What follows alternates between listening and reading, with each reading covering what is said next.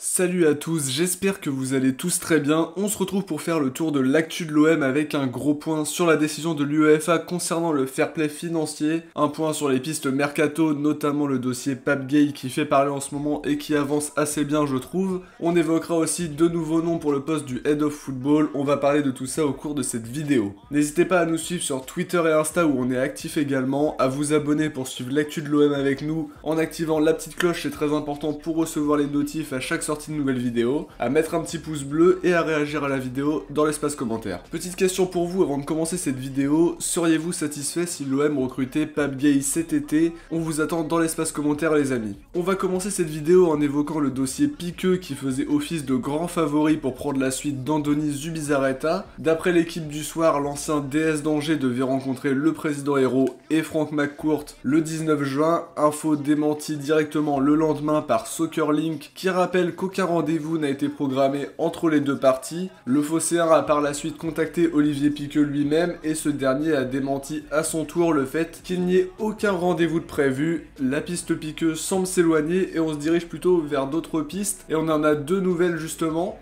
Une des nouvelles pistes mène à Pep Segura, ancien DS du Barça qui est libre de tout contrat. Une piste qui nous est donnée par Transfert 20 et confirmée par l'équipe qui indique que la piste est jugée crédible en interne à l'OM. Il a été directeur de la formation à Liverpool, c'est donc un dirigeant axé sur la formation qui pourrait faire une très très bonne entente avec Nasser Larguet. Après évidemment il a toujours été dans des clubs où il y a de l'argent plus ou moins, notamment le Barça où généralement faut pas grand chose pour attirer un joueur puisque le prestige du club attire déjà en lui-même. Segura n'est pas la seule piste puisque Foot Mercato évoque le nom de Pablo Longoria qui aurait été approché par McCourt directement. Lui aussi est libre de tout contrat mais est suivi par Leipzig. Longoria a travaillé en tant que directeur du recrutement ou recruteur selon les clubs dans plusieurs clubs dont Valence, la Juve, Newcastle ou encore l'Atalanta. Il a un plutôt joli CV globalement, reste à savoir si on peut faire le poids contre l'intérêt de Leipzig, mais je pense que ça pourrait bien correspondre à notre projet, du moins sur le papier. Alors concernant les jeunes, on a Fabio Vanni, déjà jeune gardien qui avait refusé une proposition de contrat stagiaire à l'OM. La donne aurait changé puisque d'après la Provence, le jeune gardien de 17 ans aurait décidé de signer un contrat stagiaire et sera normalement présent à la reprise avec le groupe pro le 26 juin. Du côté d'Ilyes Zouaoui, ça semble un petit peu plus compliqué. Il a reçu une proposition de contrat aspirant d'1 an. Il y a du beau monde sur le dossier comme l'Ajax, Newcastle et la Juve. Un autre prétendant aurait même pris les choses en main. La Lazio de Rome aurait proposé un contrat pro directement, ce qui leur donne un avantage certain vis-à-vis de l'OM qui ne propose qu'un contrat aspirant pour le moment. Alors à mon sens, le club devrait se bouger assez vite sur ce dossier puisque c'est un des éléments les plus talentueux et les plus prometteurs du centre de formation. Faudrait vraiment éviter de le perdre puisque ses performances tapent dans l'œil bien évidemment. Alors concernant le dossier Pape Gueye, on indiquait dans le dernier épisode que l'OM a contacté Watford pour connaître leurs intentions sur le dossier. L'OM serait disposé à mettre 3 millions d'euros pour Gueye pour éviter que l'affaire aille en justice comme je l'avais expliqué dans le dernier épisode. Le Phocéen a contacté l'entourage du joueur qui confirme l'intérêt de l'OM. Gueye veut jouer 2 ou 3 ans supplémentaires en Ligue 1 et l'OM fait partie de ses priorités. Le Disport affirme même par la suite que l'OM a déjà un accord avec Gueye, il reste à discuter avec Watford a priori seulement. D'après Manu Longeon dans son live Twitch de ce vendredi, l'OM a fait une offre pour Gueye et la famille Pozzo, donc les propriétaires de Watford, devrait donner une réponse d'ici ce lundi. Alors je prépare cette vidéo le dimanche donc on saura tout ça très vite et on en parlera en début de semaine bien évidemment. Le problème c'est que le dossier Gueye ça passe mal à Watford, les dirigeants seront pas forcément très conciliants, sont un petit peu déçus de la façon dont tournent les choses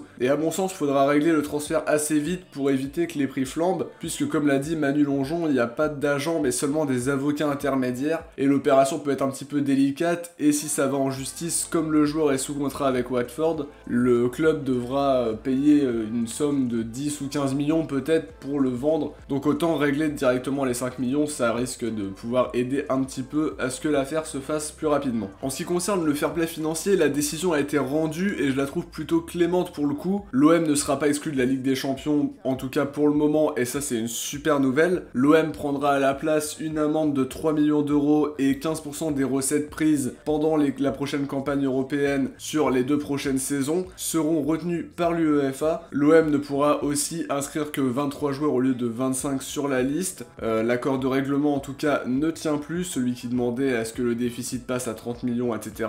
Mais je pense qu'il faudra réguler la masse salariale cet été, vendre quelques joueurs pour baisser le déficit malgré tout, puisque sinon la sanction pourra arriver plus tard. C'est une bonne nouvelle en tout cas, à mon avis, on a un petit peu moins le couteau sous la gorge et on est moins pressé pour cet été, que évidemment quand on a besoin de prendre de l'argent très vite, la plupart des clubs vont essayer de venir acheter des joueurs au rabais, et donc déjà on a un petit peu moins le couteau sous la gorge, rien que pour ça. Faudra pas faire n'importe quoi pour autant, vendre quelques éléments, essayer de bien les vendre, et recruter malin aussi pour pouvoir se remettre bien dans l'équilibre financier, parce que même si on est sauvé là, faudra qu'on arrive à atteindre l'équilibre d'ici quelques temps au moins, ça c'est sûr. En tout cas, voilà ce qui a rythmé l'actu de l'OM ces derniers jours. C'est déjà la fin de cette vidéo, j'espère qu'elle vous aura plu. Si c'est le cas, dites-le nous dans les commentaires. On se retrouve très vite pour une prochaine vidéo qui devrait être probablement le bilan de fin de saison ou un épisode d'actu OM, tout dépend des infos qui seront disponibles un peu partout. En tout cas, merci d'avoir visionné cette vidéo. Ciao, portez-vous bien et surtout allez l'OM.